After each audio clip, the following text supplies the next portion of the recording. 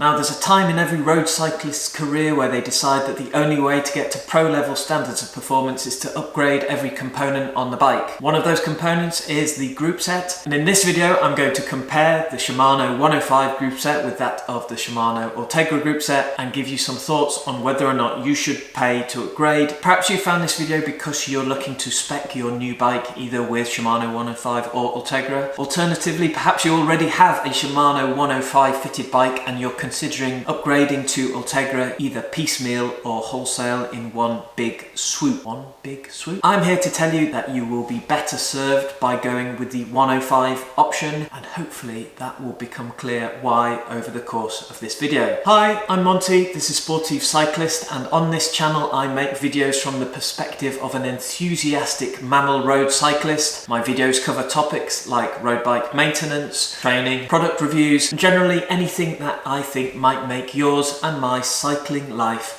better. So let's get into it. Firstly, what do we mean by Groupset? Well, Shimano make a number of them. Essentially, it covers the majority of the main components on the bike. Starting at the front, you have the handlebars with the shifters and the brake levers. I should say handlebars are not part of the Groupset. In the middle of the bike, whoever says that, you've got the chainring, the cranks, chain, and the cassette. You also have the brakes, whether those are calipers or disc brakes. Those form the main components of your Groupset. So I think it's helpful when talking about Shimano 105 and Ultegra to understand the general range under the Shimano road bike Groupset scale. So starting at the top of the range, you've got Dura Ace, that's followed by Ultegra and then Shimano 105. And then on the Shimano website, there is sort of a line drawn, literally actually, that demarcates those three group sets from those that come below on lower spec bikes. For completeness, below that line you have Tiagra, followed by Sora and Claris. It is clear cycling wisdom that whilst Tiagra is more than adequate for all of your road cycling and probably sportive and enthusiastic road cycling needs,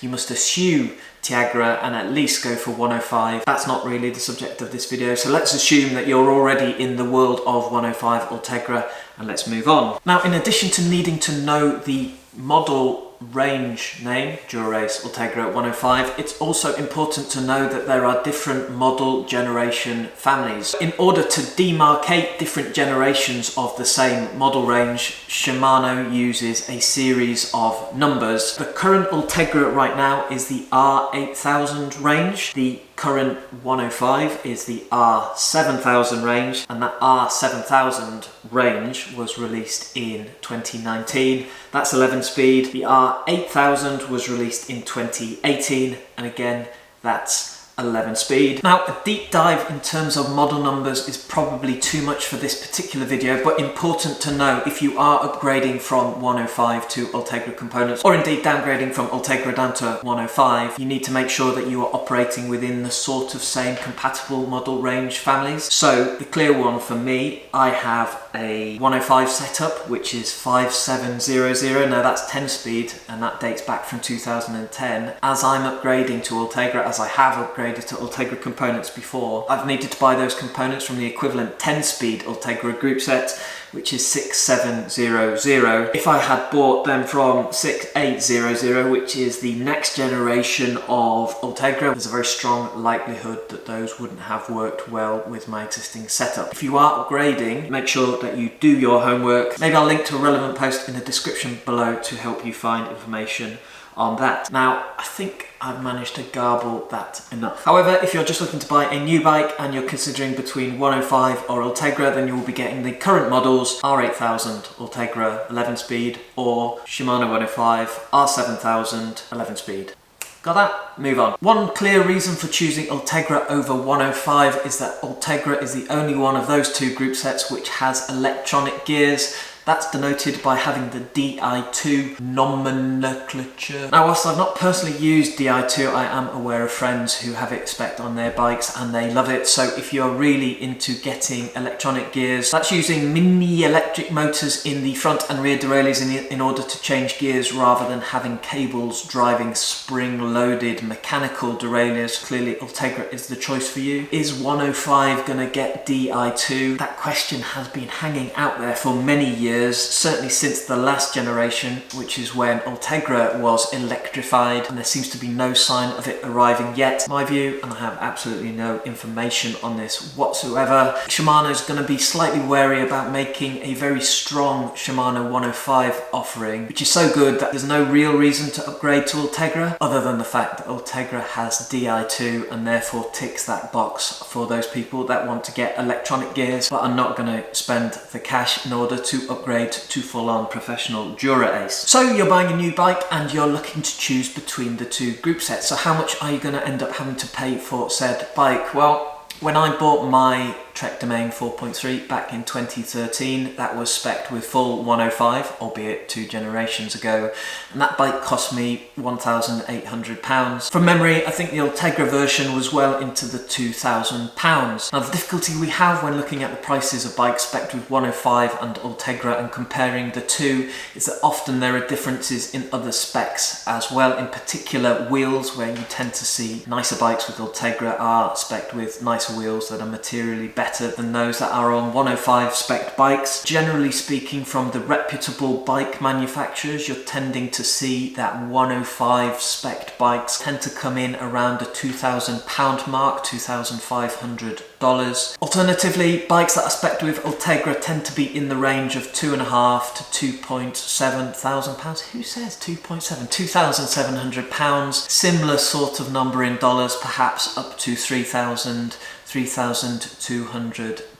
As always, you might well find a bargain, particularly if you're looking at an older model. If we're talking about Ultegra spec bikes that are Di2, you're looking at another maybe £500. So significant jump up in terms of cost of bike if you are going with Ultegra. It's worth pointing out that generally speaking, bike manufacturers do not spec Ultegra gear systems on aluminium bikes, so you can buy some excellent aluminium framed bikes. For instance, you could buy the aluminium version of the Cannondale Synapse for £1,300. That comes with 105, and that would be a great beginner bike. In fact, it'd be a great bike, full stop, but you're not going to find an equivalent bike like that with Ultegra. If you're going to go for Ultegra, then you're really very much into the carbon bike frame territory. Now, one argument that you might hear in favour of Ultegra is the fact that it weighs less than 105. Now, this is undisputably true. Undisputably? It's not like I've weighed them. A bit of light googling tells me that the weight difference between Ultegra and 105, if you include most of the main components, is about 200 grams. Now, that is less than your full water bottle and is less than the food that you might put in your pockets at the start of the ride. If 200 grams is going to make the difference for you in a road cycling performance scenario, then you're probably a professional and you probably should be going for Dura Ace. So I will not accept the argument that you should go for Ultegra over 105 from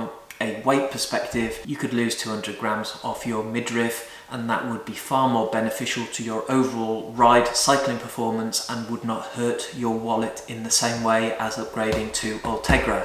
Okay, rant over. What I will accept as an argument in favour of one or the other is aesthetics. Now, it's certainly the case that my old style 105 from 2011 definitely looks old-fashioned. It doesn't have the chunky forearm design that is sported by most Ultegra group sets these days. But the current generations of 105 and Ultegra are rather similar. Now, your personal view might be that the Ultegra has a little bit more finesse, perhaps, than the 105. But for me, I quite like the chunky 105. But to be honest, there's not much in it, and you'd have to be pretty anal from a group set spotting perspective to notice the difference when you're out on a ride. For me, there's not much in it in the aesthetics front either. Now, in the blog post version of this video, which you're welcome to read, I'll include a link in the description below. I attempted to create a table showing the price of the full group sets, Ultegra 105, if you were to go out and buy the whole thing on Wiggle or some other website today. To be honest, it's a bit of a fruitless task because I don't think anyone really goes out and buys a full group set with a view to fully upgrading their bike in one go. The chances are, if you're thinking about upgrading from 105 to Ultegra, you'll be doing so on a piecemeal basis, which is exactly what I did a few years ago. In that scenario, you're going to be more interested in the difference in price between Ultegra and 105 components on a piece-by-piece basis. Now, it's quite difficult and probably quite tedious futile to go through the whole component set and list out the price differences here. But generally speaking, you're going to be paying 20 to 30 pounds more per component on Ultegra kit versus 105. As you start adding more and more items, that difference in price soon starts to add up. So should you upgrade each component on your bike from 105 to Ultegra as it wears out? Well, you can do. I certainly did it, but to be honest, I didn't see a noticeable improvement. So in my case, I managed to knacker my 105 front derailleur and I replaced it with an Ultegra one, which was fine. It worked. I probably then added a cassette and then moved on to the chain. The problem with doing so is that generally you're sort of adding stuff piecemeal and you don't notice that improvement because it is so gradual. I'm not the best in terms of keeping my bike clean, so whilst I was adding these components, the remaining components that were left on the bike were probably slightly worn down, and that probably held the performance back of the overall system. So if you've been watching this channel a while, you'll have seen that I recently renovated my Trek Domain 4.3 road bike. I replaced a number of components, I stripped down, cleaned and rebuilt a number of other ones. By doing that all in one go, I noticed a really material improvement in terms of the drivetrain performance. The changes became smoother and more positive in a way that I never noticed when I was replacing individual components and upgrading them. In the case of that overhaul, I only used 105 and 105 level equivalent components. That step up in overall performance was much greater than any individual benefit I felt from component by component improvements to Ultegra. So if I can give you one tip, if that's what you're thinking of doing, I would put your money and efforts into giving your bike a total overhaul with existing components before you think of upgrading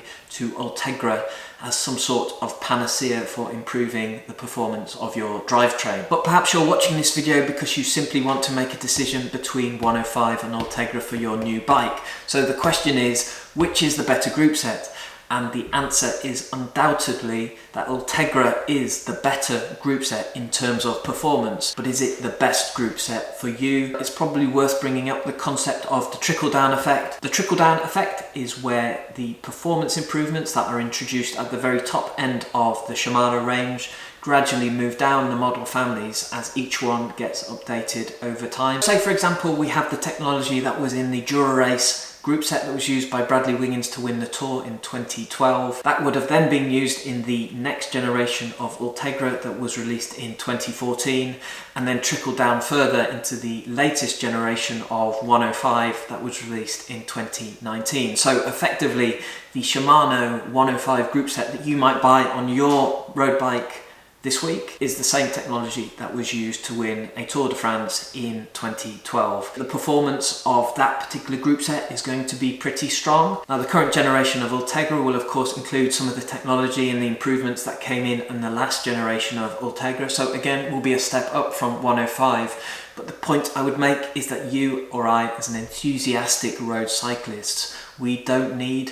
anything more than 105. Now you might want to spend a little bit more because you'd like to have a bike that says Ultegra on it, and I wouldn't blame you. Part of this is about the aesthetics and just the sheer enjoyment about getting bike technology. I absolutely wouldn't stop you from spending the money in order to get an Ultegra equipped bike. Very likely that the next bike that I save up for and buy will have Ultegra on it just because I fancy a Shimano Ultegra bike. But I will be seriously having a word with myself and saying, do you really need an Ultegra bike when 105 will do absolutely everything you need and satisfy every potential performance requirement you might have for your road bike? And that's it really. The only clear argument right now for getting Ultegra over 105 is if you absolutely definitely must have electronic gears. And here endeth my sermon. Now, do you have a different view to me? Are you absolutely committed to Ultegra over 105? Let me know in the comments. If you found this video useful, hit the thumbs up icon below. If you'd like to see more videos from me on road cycling, please do hit the subscribe button. I've been Monty, this is Sportive Cyclist, the Mammal channel, and I'll see you on the next video, riding 105.